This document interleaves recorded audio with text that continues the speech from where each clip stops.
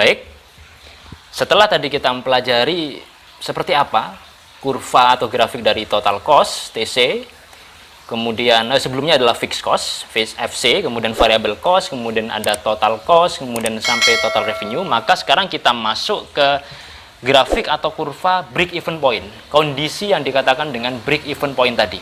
Seperti ini kurvanya atau grafiknya seperti ini. Nah, di sini adalah garis total revenue.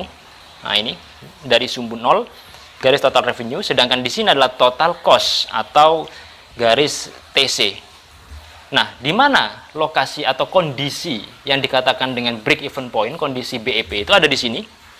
Di pertemuan antara garis TR dengan garis total cost ini, TC. Seperti yang Anda lihat, akan Anda saksikan ini, garis putus-putus. Inilah kondisi break even point, kondisi BEP.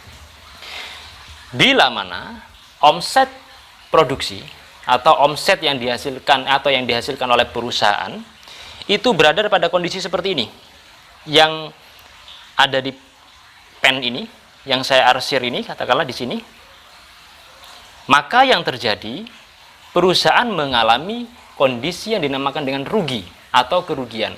Kenapa bisa seperti itu?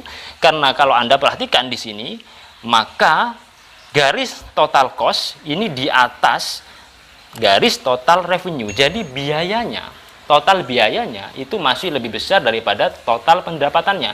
Maka ketika omset perusahaan itu ada di daerah yang di sini, maka perusahaan itu mengalami rugi atau kerugian. Bila mana perusahaan mengalami kondisi atau omsetnya berada di sebelah sini, katakanlah ini diarsir, maka perusahaan tersebut mengalami kondisi untung atau keuntungan. Kenapa bisa demikian? Karena di sini, maka garis total revenue-nya sudah di atasnya total cost. Artinya, total pendapatan, total penerimaan yang didapatkan oleh perusahaan melebihi total biaya yang dikeluarkan. Baik, ini adalah pendekatan grafiknya. Nah, sekarang kita melangkah ke pendekatan matematisnya.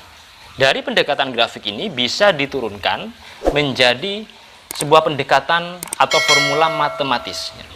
Seperti apa? Nah, di sini ada kotak ini ya. Nah, di sini adalah pendekatan matematis. Dari grafik ini bisa dihasilkan atau diturunkan seperti ini. Kondisi break even point adalah total revenue atau TR sama dengan total cost. Ingat ya formulanya atau persamaannya bahwa BEP adalah TR sama dengan TC. Nah, kita turunkan. Di sini persamaannya TR sama dengan total cost itu dari mana? Total cost itu adalah fixed cost ditambah variable cost. TR sama dengan FC plus VC. Kita turunkan. TR itu dari mana? Dari P dikalikan Q, price dikalikan quantity-nya. Sama dengan FC plus VQ. VQ ini dari mana? Dari variable cost tadi, persamaannya adalah atau didapatkan dari variable per unit dikalikan quantity-nya. Diturunkan lagi, kemudian P dikalikan Q. Kenapa ini min V dikalikan Q? Maka otomatis secara matematis pindah ruas. Nah, pindah ruas maka akan pindah tanda. Kalau di sini plus maka pindah ruas ke kiri adalah min, atau kalau di sini min ya nanti pindah menjadi plus. Persamaan matematika seperti itu. P dikalikan Q min V dikalikan Q sama dengan FC. Sehingga ketahuanlah atau ditemukanlah di sini persamaan Q sama dengan FC per P min V. Inilah formula yang digunakan untuk menghitung break even point unit.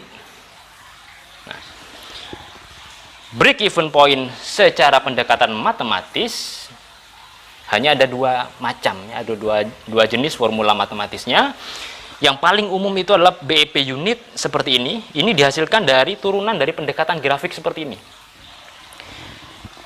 Cek, lihat bawahnya, BEP unit sama dengan BEPQ sama dengan FC per P min V. Ini adalah BEP unit untuk mengetahui jumlah berapa output atau unit yang dihasilkan oleh perusahaan untuk mencapai level break even point. Yang kedua, terkadang juga sering dicari berapa sih kalau dihitung secara rupiahnya. Nah, di sini formulanya adalah BEP rupiah RP ya. Terserah mau pakai dolar juga boleh ya, karena kita di Indonesia kita menggunakan rupiah saja. Sama dengan FC per 1 min V per P. Nah, sampai di sini semoga sahabat Lorong Edukasiku bisa paham dan mengikuti pembahasan ini dengan jelas.